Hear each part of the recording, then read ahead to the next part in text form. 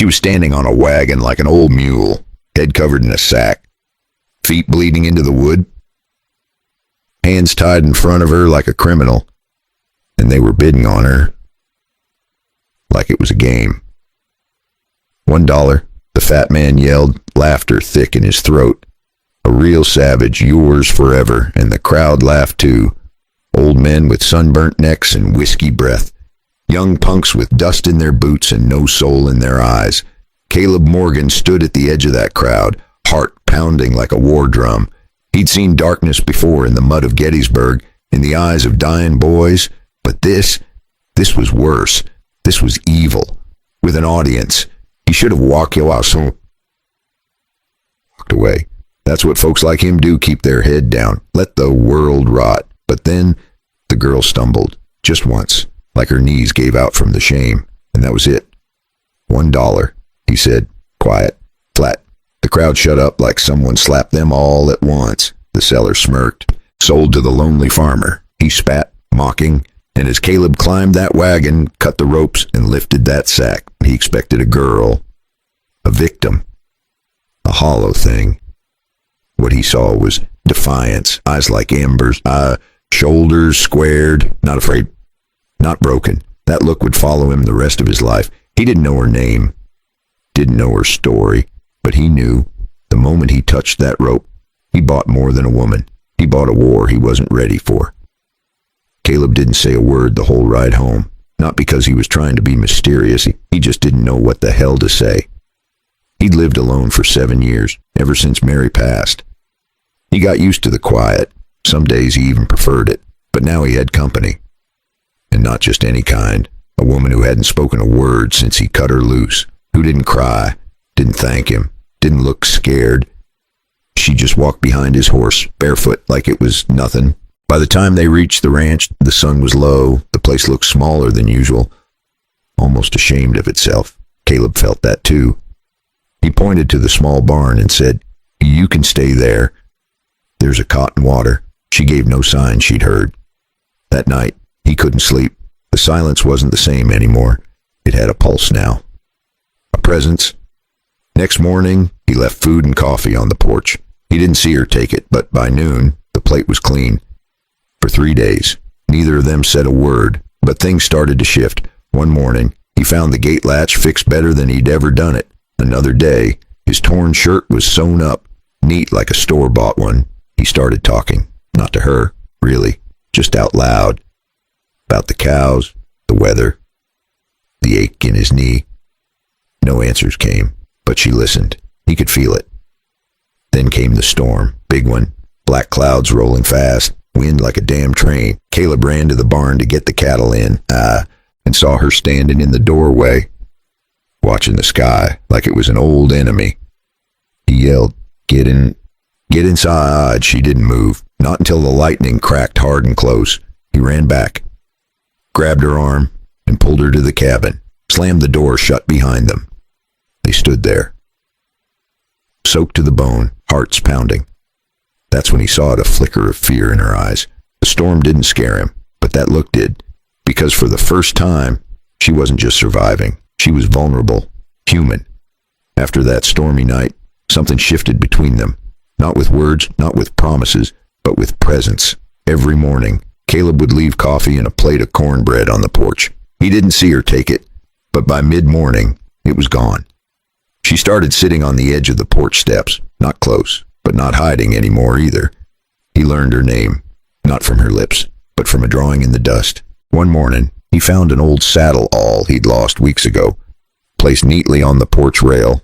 Next to it, drawn softly in the dirt, was a prairie flower. That night, he pulled out one of Mary's old botany books. Page 47. There it was, Ayana. A flower, and in the Comanche language, it meant eternal bloom. So the next morning, he said it softly, as he set the plate down, Ayana. She didn't flinch, didn't look at him, but from that day on, he kept saying it, and each time, her eyes lingered just a second longer. A few days later, she said his name, Caleb. One word, quiet, steady, but it stopped him cold. After years of silence, his name sounded like music in someone else's voice. They didn't talk much. They didn't need to. They started fixing the place up together, her silent touch in the kitchen, his steady hands on the land. He read to her in the evenings, fumbling through faded pages by firelight. Sometimes she'd smile when he mispronounced a word. They were building something, slow and honest. One quiet evening, as he was sharpening a hoe by the barn, Ayanna walked over and gently placed her hand on his. She didn't say a thing. She didn't have to. It was the first time he didn't feel like a man just surviving. And if he had known what was coming, he might have sharpened a rifle instead of a hoe.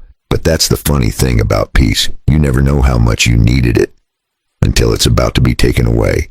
And if you stuck around this far, maybe, just maybe, you're the kind of soul who still believes in stories like theirs. If that's true, go ahead and hit that subscribe button. Stick around, because the West has a lot more to tell. Word spreads fast in small towns, especially when the folks talking got nothing better to do. Back in Raw Bend, the whispers about Caleb and that Comanche woman had turned into full-blown stories. Some folks called it a scandal, others a joke. But Garrett Sloan, he took it as a personal insult. See, Garrett was the one who had dragged Ayanna into town in the first place. He thought he'd sell her quick, have a drink, and move on. Instead, some quiet widower made him look like a damn fool in front of everyone. Now every time someone mentioned Caleb's name, it was followed by snickers, and Garrett's pride was a raw nerve. And when a man like that gets embarrassed, he doesn't forget. He waits. He stews until he's ready to make a mess. One dusty afternoon, Caleb spotted a cloud on the horizon. Not the kind that brings rain. The kind kicked up by horses. 4 riders, moving fast. Caleb set down the fence post he was mending. Ayanna, he called calmly. Go inside. Lock the door. She looked up from her garden, saw the dust, and without a word, slipped into the cabin. The riders didn't slow. They came up bold, loud, and half drunk.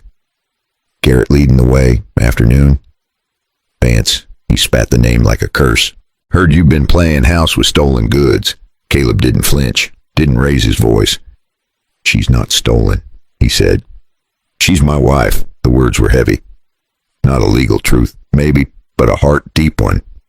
Garrett laughed, ugly and sharp. You think that changes anything? She belongs to the town. We paid for her once. We'll take her back now.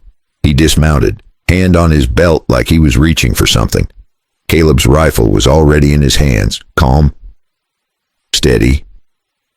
She's not going anywhere, he said, eyes locked on Garrett. You can leave, or you can find out how serious I am. For a long second, the only sound was wind in the grass. Then the cabin door creaked open.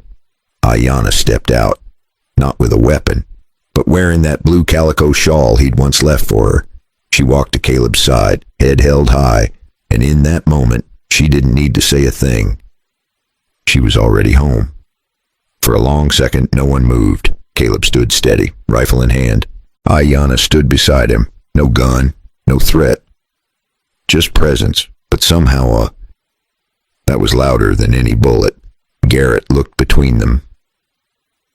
Saw something he didn't expect. Not fear, not confusion.